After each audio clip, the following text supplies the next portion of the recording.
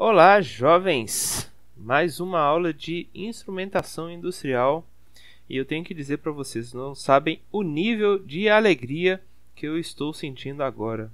Uou! Bom, porque nós vamos aí ver instrumentos de medição de nível. Então, a gente vai começar a entender medições, como é que a gente faz, como é que a gente utiliza instrumentos para mostrar aí nível de coisas. Bom, para começar, esse instrumento ele é relativamente curioso, porque eu já até dei um spoiler sobre ele aí na última aula, quando eu falei que, olha, a gente poderia colocar, por exemplo, uma régua aí, um reservatório, em um rio, que a gente conseguiria ver a variação do nível. Bom, o que acontece é que no nível a gente consegue perceber, a gente consegue ver com uma melhor qualidade essa variação, que não necessariamente é observada aí na pressão e na vazão. Até o contrário, na verdade, que acontece. Por exemplo, quando a gente tem um fluxo laminar, a gente sabe que tem vazão, mas como lá o vídeo que eu mostrei para vocês, parece que o fluido simplesmente está parado, está congelado. Então a gente tem aí alguns problemas, algumas peculiaridades ao perceber a vazão. A pressão, por poder ter gás envolvido, aí é até mais difícil da gente perceber também. Mas no caso do nível, a gente consegue perceber, a gente consegue visualizar isso com uma qualidade bem melhor. Então, apesar daí a gente já ter visto alguns instrumentos que vão trabalhar aí com essa ideia de alguma informação visual, que a gente consiga ver essas mudanças. Por exemplo, aí no nosso tubo em U, né, onde um lado existe uma pressão diferente relacionada a um outro lado do nosso tubo em U, então ele existe aí uma diferença da altura. Além disso, no caso do rotâmetro, se vocês se lembram lá, existe uma vazão e essa vazão, a variação dessa vazão, vai fazer com que aquele peso nosso, aquele flutuador, ele suba ou ele desça. Então, isso também gera aí para a gente uma percepção visual dessas variáveis. Mas no caso do nível é muito mais fácil da gente perceber isso. Bom, e como é que significa, como é que a gente utiliza esses instrumentos, essas medições visuais? Olha, a gente sabe que um fluido parado, por exemplo, ele vai tender a ocupar todo um recipiente. Então a gente pode ter aí, por exemplo, um vidro onde a gente tem aí o nosso fluido aqui como mostrado, ou assim também. E a gente sabe que aí que o nível vai estar associado ao mesmo nível do fluido, do tanque aqui, como é mostrado. Por quê? Olha, aqui no lado esquerdo nós temos uma pressão e aqui do lado direito nós temos a mesma pressão, por exemplo, a pressão atmosférica, que é o mesmo que acontece aqui no caso da esquerda. Já no caso da direita, esse terceiro aqui, a gente poderia, por exemplo, aqui colocar aqui alguma pressão diferente, uma variação dessa pressão. Então a gente conseguiria também visualizar esse nível ocorrendo, mas aí a gente poderia, por exemplo, controlar, a gente conseguiria aí brincar com esse nível aí no nosso dispositivo visual. Bom, mas percebam que isso daqui não é de fato, ele não faz de fato a medição do nosso nível, tá? Ele basicamente vai possibilitar aí a informação. Por quê? A ideia nossa, por que eu falo que não faz a medição de fato? A ideia nossa é automatizar, por exemplo, esses dispositivos, esses sistemas. Então, se a informação ela é visual, eu precisaria de algum outro dispositivo, por exemplo, uma câmera, para então conseguir ver, assim como nós vemos, né, essa variação aí. Só que, às vezes, no caso da câmera, por exemplo, é um dispositivo que geralmente é extremamente caro comparado a outros medidores aí de nível que a gente vai ver. Mas, apesar disso tudo, esse medidor visual ele é sim muito utilizado. Basicamente em alguns exemplos bem peculiares. Porque, olha só, se a gente tivesse, por exemplo, aí, um rio, e esse nosso rio ele é bem turbulento, ele oscila, ele pode ter onda. Se a gente simplesmente colocasse uma régua nesse nosso rio ou nesse nosso mar, por exemplo, a gente sabe lá que de repente passou uma onda e eu estava vendo ali, de repente a onda veio, significa que o nível subiria e depois ele ia diminuir e assim por diante. Ou seja, ficaria um pouco estranho essa medição visual assim, naturalmente.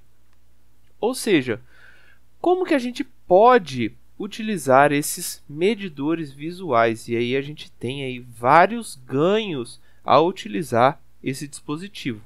Não para fazer de fato a medição, mas para auxiliar a gente na medição de nível. Então, por exemplo, existe aí, por exemplo, a calha de Parshall e aqui um outro dispositivo, uma outra construção que é geralmente apropriada para rios. Então, por exemplo, se a gente quer canalizar um rio, a gente geralmente coloca alguma coisa assim, parecida aqui nesse formato. E qual que é o objetivo? Onde que vai estar esse nosso medidor visual?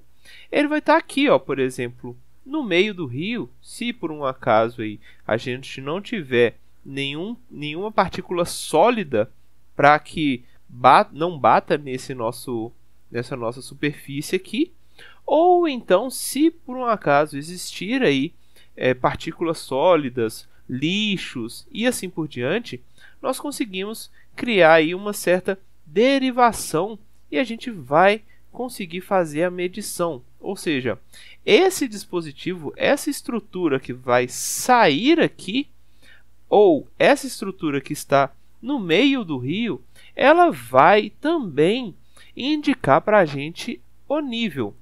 Só que aí o nível ele vai estar um pouco diferente, né? Porque ele não vai estar susceptível a ondas, ele não vai estar susceptível a turbulências.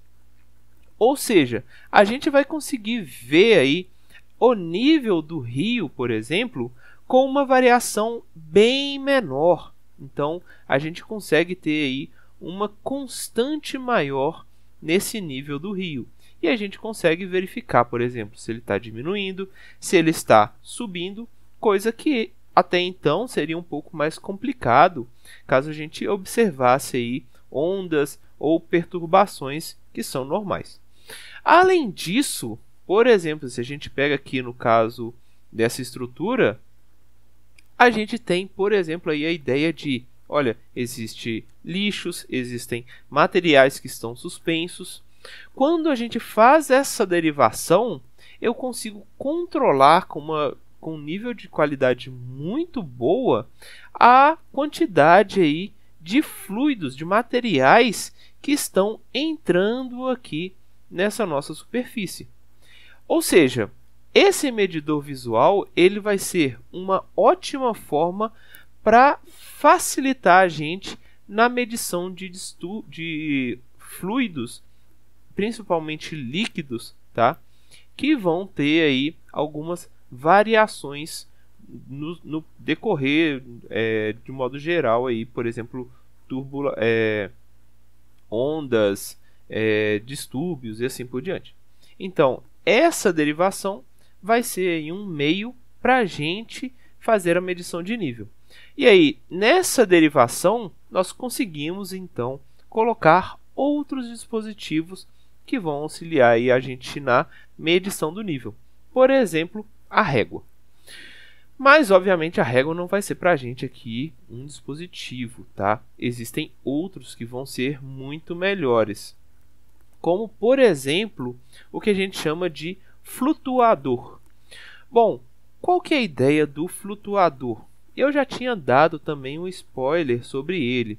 Aquela ideia lá eu tenho uma bolinha que simplesmente flutua nesse nosso fluido, nesse nosso tanque, por exemplo.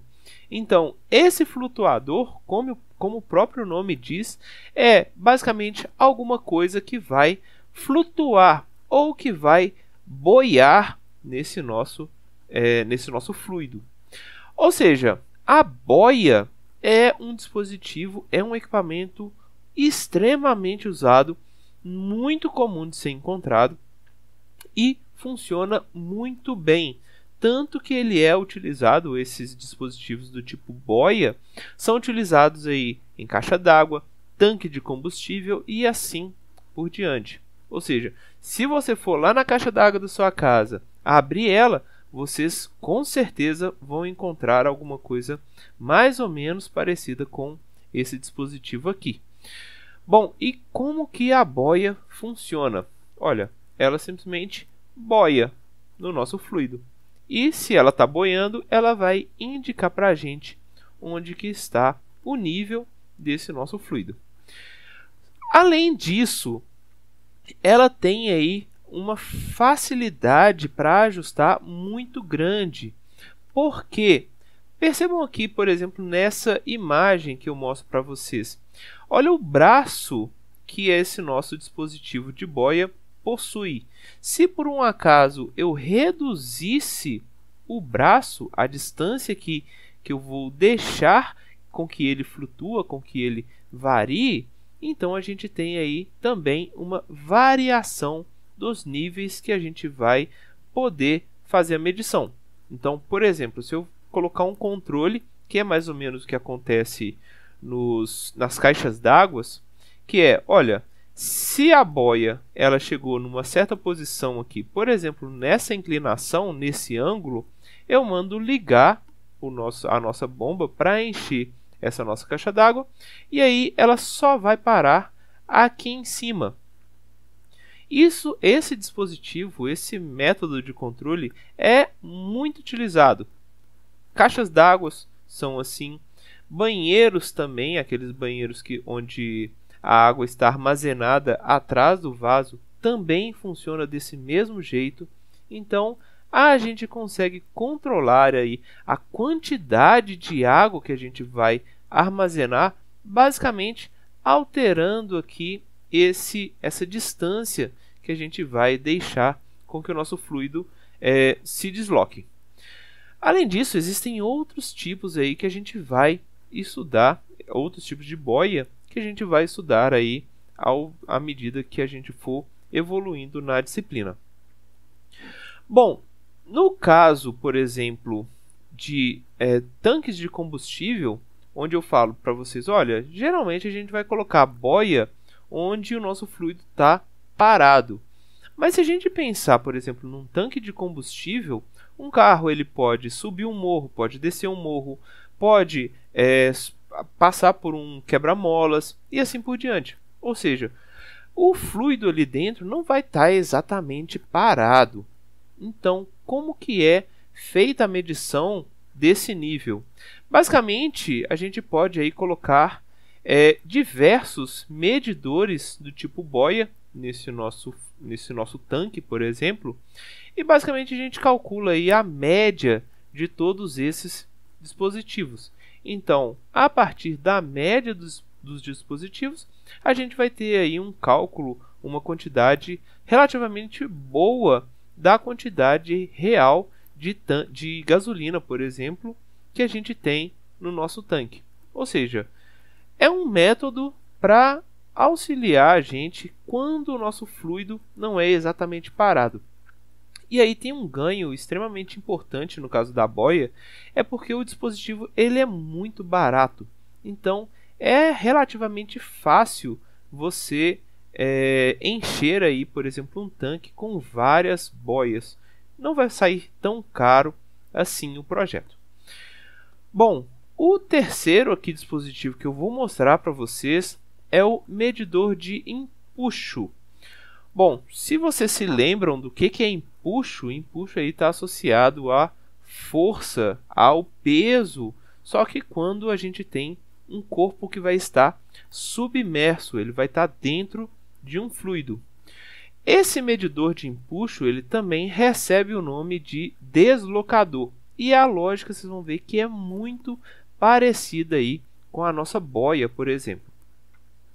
Bom, antes de mostrar para vocês o medidor de empuxo, eu gostaria de relembrá-los a fórmula de empuxo, porque isso é o principal meio, a principal forma da gente conseguir entender esse dispositivo. Olha, o empuxo ele vai depender aí do ρ, que é para a gente a densidade do fluido, um volume que está associado aí à quantidade, é o volume que está submerso, e a gravidade. Ou seja, qual que é a ideia, como que a gente vai ter aí o nosso empuxo? Lembrando que esse empuxo, ele vai representar uma força. Então, o nosso empuxo, ele vai basicamente fazer o seguinte: nós vamos ter aí um dispositivo, um peso que vai estar submerso nesse nosso fluido, por exemplo, e a gente sabe que o fluido pode subir ou pode descer.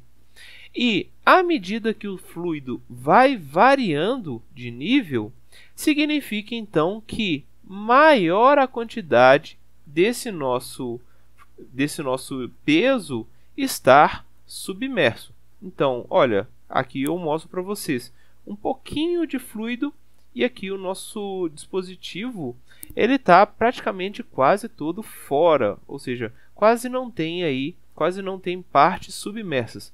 E à medida que o nível vai subindo, a quantidade de fluido, a quantidade de volume vai aumentando. Então, esse dispositivo ele vai aí ajudar a gente a fazer essa transformação de nível que está associada à quantidade, ao tamanho, ao volume desse nosso peso que está submerso, e esse volume vai então criar para a gente uma força. E aí eu posso colocar, por exemplo, aqui na ponta desse nosso dispositivo, alguma informação, algum outro equipamento que vai basicamente calcular essa força. A gente já viu alguns aí, por exemplo, eu posso citar o sensor DAI, ele também está associado aí à força, beleza? Mas aí a ideia é pegar um empuxo que está sendo aplicado sobre esse nosso dispositivo. Bom, agora vou mostrar para você só algumas observações que são muito importantes de ser percebido. Primeiro, apesar de eu não ter falado, o nível também vai estar associado a volume.